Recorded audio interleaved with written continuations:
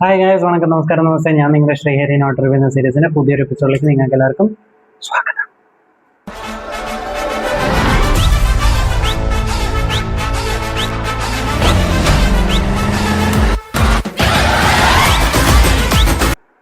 ഞാൻ ഇന്ന് പറയാൻ പോകുന്ന സിനിമയുടെ പേരാണ്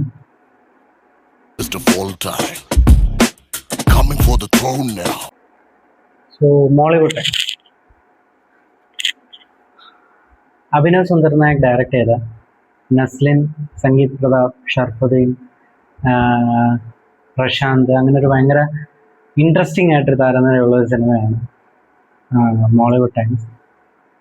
സിനിമ എനിക്ക് കിട്ടിലോട്ട് ഇഷ്ടം. ഒരു ബോൾഡ് സ്റ്റേറ്റ്മെൻറ്റ് ഒരു ഡയറക്ടറിനെ കൊണ്ട് പറയാൻ പറ്റുന്ന പോലെ കിഡിലുമായിട്ടുള്ളത് പറയുകയും ചെയ്തു. ചില സമയത്ത് എനിക്ക് ഫീൽ ചെയ്ത് അഭിനവിന് പറയാനുള്ള കാര്യം നസ്ലിനോട് പറയുന്നു അല്ലെങ്കിൽ എക്സ്പ്രസ് ചെയ്യുന്നു എന്നൊക്കെ എനിക്ക് തോന്നിയ മൊമെന്റ്സും കിടിലോട്ട് എടുത്തിട്ടുണ്ട്.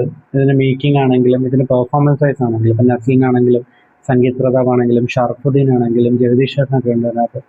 ജഗദീഷ് ചേട്ടനാണെങ്കിലും റോഷൻ ആണെങ്കിലും കിടിലമായിട്ട് ചെയ്തിട്ടുണ്ട്. പിന്നെ അതൊരു എക്സ്റ്റെൻഡഡ് ക്യാമറ, ഞാൻ ഒന്ന് രണ്ട് ക്യാമറ നമുക്ക് എക്സ്പെക്ട് ചെയ്യാം, ഓക്കെ ഇന്ന ആൾക്കാർ കാണുമായിരിക്കും എന്നുള്ളത്. അത് അതുപോലെ തന്നെ വന്നു. അതല്ലാതെ കുറച്ചുകൂടി ഒരു ഒന്ന് രണ്ട് ക്യാമിയോസും കൂടി ഉണ്ട്.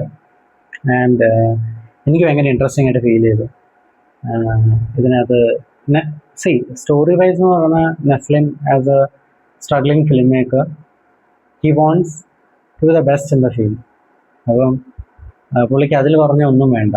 അപ്പം അങ്ങനെ ഒരു എയിം അല്ലെങ്കിൽ അങ്ങനെ ഒരു മാനിഫെസ്റ്റേഷനോടെ പോകുന്ന ഒരാൾക്ക് പല ഇപ്പോൾ കോംപ്രമൈസസോ അല്ലെങ്കിൽ ഒന്ന് അണ്ടർസ്റ്റാൻഡ് ചെയ്യുക അല്ലെങ്കിൽ കോപ്പറേറ്റ് ചെയ്യാനൊന്നും ചില സമയത്ത് തോന്നിയെന്ന് വരില്ല. Because he want to be the best in his field. അതുകൊണ്ടുണ്ടാകുന്ന സ്ട്രഗിൾസും ഒരു പ്രേക്ഷകൻ എന്ന നിലയിൽ അവർക്ക് കൊടുക്കേണ്ട ഒരു ക്വാളിറ്റി കണ്ടന്റ് ആയിരിക്കണം എന്നുള്ള നിർബന്ധത്തിലും ആ ഒരു പെർഫെക്ഷനിലും ബിലീവ് ചെയ്യുന്ന ഒരു ആർട്ടിസ്റ്റിക് ഫിലിം മേക്കറിൻ്റെ സ്ട്രഗിൾസാണ് സത്യം പറഞ്ഞാൽ ഈ സിനിമയിൽ അവർ കാണിക്കുന്നത്. ഞാൻ ഇപ്പോൾ വിനീതേട്ടൻ്റെ ഇൻ്റർവ്യൂസിലാണെങ്കിലും ബേസിലേട്ടൻ്റെ പണ്ടത്തെ ഇൻ്റർവ്യൂസിലൊക്കെ ഞാൻ കേട്ടിട്ടൊരു കാര്യമാണ് അഭിനവ് സുന്ദർ നായകിനെ കുറിച്ച്. പുള്ളി ഒരു എഡിറ്ററാണ്. പക്ഷേ അവരെല്ലാം പ്രതീക്ഷിച്ചത് ആദ്യം സിനിമയിൽ അല്ലെങ്കിൽ ഒരു സിനിമ സംവിധാനം ചെയ്യുക. കാരണം അത്രയും ബുദ്ധിയും അത്രയും കഴിവുള്ള ഒരാളാണ് അഭിനവ്. അഭിനവിൻ്റെ ആദ്യത്തെ സിനിമ മതി അത് അണ്ടർലൈൻ ചെയ്യാൻ. സോ ഈ സിനിമയിലോട്ട് വരുമ്പോഴത്തേക്കും നസ്ലിന് നല്ല കിഡിലോട്ട് യൂട്ടിലൈസ് ചെയ്തിട്ടുണ്ട്. നസ്ലിൻ അത് കിഡിലോട്ട് ചെയ്തിട്ടുമുണ്ട്. നസ്ലിൻ പിന്നെ എനിക്ക് അത് എത്ര പേർക്ക് അപ്പുറം ഉണ്ടെന്ന് എനിക്കറിയില്ല. പക്ഷേ പുള്ളി പ്രേമലു എന്ന് പറയുന്ന സിനിമ 100 കോടി അടിച്ചു. അപ്പം ഞാൻ വിചാരിച്ച അടുത്ത പുള്ളി ഇനി സ്റ്റാർ പടങ്ങൾ അതുപോലത്തെ പടങ്ങളാണ്. പുള്ളിയുടെ അടുത്ത് അയാം കാതിൽ നിന്നു. അപ്പം ഞാൻ വിചാരിച്ചു ഇത് ഓൾറെഡി ഷൂട്ട് ചെയ്ത് വെച്ചിരുന്നൊരു പടമാണ്, സോ അതുകൊണ്ട് വന്നതായിരിക്കും. പക്ഷെ അയാം കാതൽ വന്ന ശേഷം പുള്ളിയുടെ വന്ന ആലപ്പുഴ ജിംഖാനയാണ്. ആലപ്പുഴ ജിംഖാനയിൽ പുള്ളി ഒരു വൺ ഓഫ് ദ ഹീറോ മാത്രമാണ്. മേ ബി ആ സമയത്ത് ചിലപ്പം പ്രേമലു അതിൻ്റെ ഷൂട്ടൊക്കെ കഴിഞ്ഞിട്ടായിരിക്കും ചിലപ്പോൾ പ്രേമലു റിലീസായത്. ബട്ട് ഈവൻ ദോ പുള്ളി പുള്ളിക്ക് അങ്ങനെ നായകനാവണം, ഞാനാണ് നായകൻ എന്ന് പറയാം, അങ്ങനത്തെ ഒരു നിർബന്ധം അല്ലെങ്കിൽ അങ്ങനത്തെ ഒരു സാധനം എനിക്ക് വേണമെന്ന് ഒരു നിർബന്ധം ഇല്ലാത്തൊരു നാട്. അതുകൊണ്ട് ലോകയിലോട്ട് വന്നു. ലോകയിലും Kalyani Priyadarshan is a hero, അല്ലെങ്കിൽ ആ ഒരു ഹീറോയിൻ പവർ പുള്ളിക്കാരിയാണ് സെൻട്രൽ ക്യാരക്ടർ. ആ ഒരു സപ്പോർട്ടിങ് ക്യാരക്ടർ ചെയ്യുക. സോ നസ്ലിൻ വിൽ സസ്റ്റെയിനെ എനിക്ക് നസ്ലിനെ ഭയങ്കര ഇഷ്ടമാണ്. അഭിനവിനെ എനിക്കിഷ്ടമാണ്. കാരണം ഞാൻ അഭിനവിൻ്റെ ആദ്യത്തെ സിനിമ കണ്ടപ്പോൾ എനിക്ക് ആദ്യത്തെ വട്ടം കണ്ടപ്പോൾ ഇഷ്ടപ്പെട്ടില്ല. കാരണം ഞാൻ അങ്ങനെ ഇങ്ങനെ മനുഷ്യന്മാരില്ല അല്ലെങ്കിൽ. പക്ഷെ പിന്നെ ഞാൻ ലൈഫിൽ കുറച്ചുകൂടി കയറി വന്നപ്പോൾ കുറേ ആൾക്കാരെ കണ്ടു. അപ്പോൾ എനിക്ക് മനസ്സിലായി അതിൽ കാണിച്ചിരിക്കുന്നത് ഒരുവിധം സത്യമാണ്. അത് ഞാൻ പിന്നെ റീവാച്ച് ചെയ്തപ്പോൾ എനിക്ക് ഭയങ്കരമായിട്ട് ഇഷ്ടപ്പെട്ടു. അപ്പം അങ്ങനെ അപ്പോൾ പുള്ളിയുടെ ഒരു സിനിമയ്ക്ക് വേണ്ടി ഞാനും കാത്തിരിക്കുകയായിരുന്നു. മോളിവുഡ് ടൈംസ് വിത്ത് നസ്ലിൻ, രണ്ടുപേരും എനിക്ക് ഇഷ്ടപ്പെട്ടവരായതുകൊണ്ട് ഭയങ്കരമായിട്ട് വെയിറ്റിംഗ് ആയിരുന്നു. സിനിമ കഥ ഞാൻ പറഞ്ഞ പോലെ തന്നെ ഒരു സ്ട്രഗ്ലിംഗ് ഫിലിം മേക്കർ, പുള്ളിക്കുണ്ടാകുന്ന ഹെഡൽസും പിന്നെ some harsh truth or facts about Malayalam movies. ചിരിച്ച് കാണിക്കുന്നവരെപ്പോഴും മനസ്സിൽ ചിരിയല്ല, അവർ ചീത്ത വിളിച്ചുകൊണ്ട് തന്നെ ആയിരിക്കും ചിലപ്പോൾ ചിരിക്കുന്നത്. അതൊക്കെ നല്ല വൃത്തിയായിട്ട്, ബീപ്പൊന്നും അടിച്ചിട്ടില്ല, നല്ല വൃത്തിക്ക് പറഞ്ഞിട്ടുണ്ട്.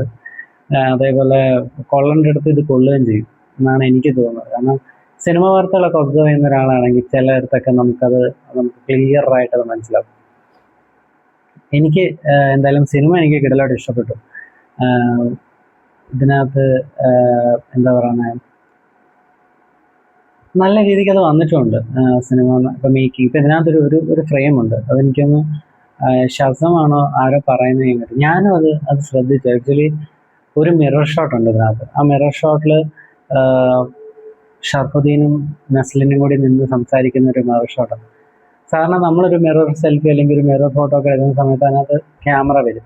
ഇപ്പോൾ വീഡിയോ ആണെങ്കിലും അതിന് VFX മാറ്റാൻ പറ്റുമെന്ന് എനിക്കറിയില്ല, മാറ്റാൻ പറ്റുമായിരിക്കും. പക്ഷെ ഇതിനകത്ത് ഞാനത് ഫസ്റ്റ് ഇതെങ്ങനെ എടുത്തു എന്നുള്ളൊരു സംഭവം എനിക്ക് തോന്നി. എനിക്കെന്തായാലും അത് ഇഷ്ടപ്പെട്ടു.